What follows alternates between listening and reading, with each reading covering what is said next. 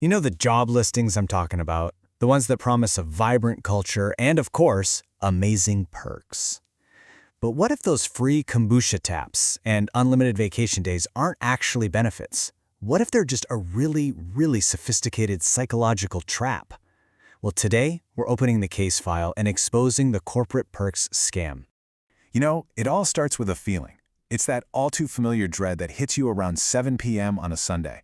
The weekend is officially over, and you're not thinking about the amazing project you're going to crush. Nope, you're thinking about those perks. That little ball of anxiety in your stomach, that's our first clue. Something is definitely.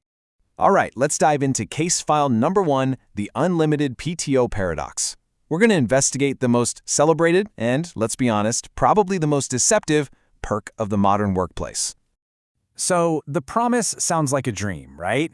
Take all the time you need. We trust you. But the reality? It's more like a nightmare of social pressure.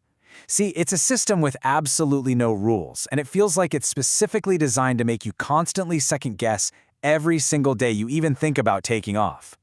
And yeah, there's a name for this whole mess: the guilt economy. Think about it. When you have a set number of vacation days, say 15 days, you feel entitled to them. You earned them. But when the policy is unlimited, every day you take feels like you're somehow gaming the system, like you're betraying the team just for trying to get a little rest. And this whole economy creates this paranoid little ritual that we like to call the detective maneuver. You know what I'm talking about. You're not just booking a trip, you're basically conducting surveillance on your own colleagues. You're scrolling through the calendar, comparing your 3 measly days in October to Sarah's week in July, trying to solve a puzzle that has no right answer. The system is built to make you feel this way. And here is the emotional result just summed up perfectly. Taking a few days off in a totally normal, non-holiday month like October suddenly feels like a cardinal sin. It stops being a break and starts feeling like a professionally risky move that just fills you with guilt. So what's the real-world impact of all this pressure and guilt? It's this number, -2. Yeah. On average, employees with so-called unlimited PTO take 2 fewer vacation days a year than people with a fixed amount.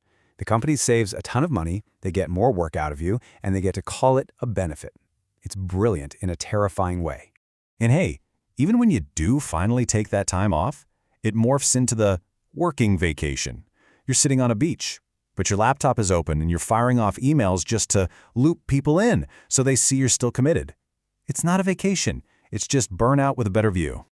All right, let's close that file and move on to the next horror show. Case file number 2, the return to office horror. Just when we thought we had escaped the fluorescent lights, the dreaded RTO email landed in our inboxes. The justification for dragging everyone back always sounds something like this, doesn't it? Some vague, unprovable claim about spontaneous collaboration and culture. It's always presented as this amazing benefit, a chance for us to reconnect. But is that what's really going on? Let's pull out our corporate to English dictionary, our little Rosetta Stone here. When HR says in-person collaboration, what they really mean is we're stuck in a 10-year lease on this building. Spontaneous innovation, that's code for we need to physically see you performing the act of working. And my favorite, strengthening our culture, that just means the digital leash we had you on wasn't quite tight enough. And all of this, it all points to one central concept, the theater of the busy. See, RTO isn't always about getting better results. It's about putting on a better performance of work. It values your physical presence over your actual productivity, creating this culture where just being seen in a meeting is way more important than what actually comes out of that meeting. So let's just be blunt here. Let's call it what it is. That RTO email was never about getting more done. It's about 2 things: justifying the massive cost of real estate and making sure managers can see you sitting at your desk. It is about visibility, not productivity. Period. And what's the actual human cost of that decision? Well, it's the end of the 8:29 a.m. wake-up call. It's the return of traffic, stress, and that miserable commute. It's trading focused, deep work for open office noise. It's just a giant step backward. Okay, we've seen the evidence. We've examined the motives. It's time for the Sunday night verdict. So what do we do about all this? Here's your call to action. Take the unlimited days. Don't you dare feel guilty about it. Do not justify taking 3 days off in October. Refuse to check in from the beach. And remember this, your well-being, your peace of mind, that is not a corporate perk to be handed out. It's non-negotiable.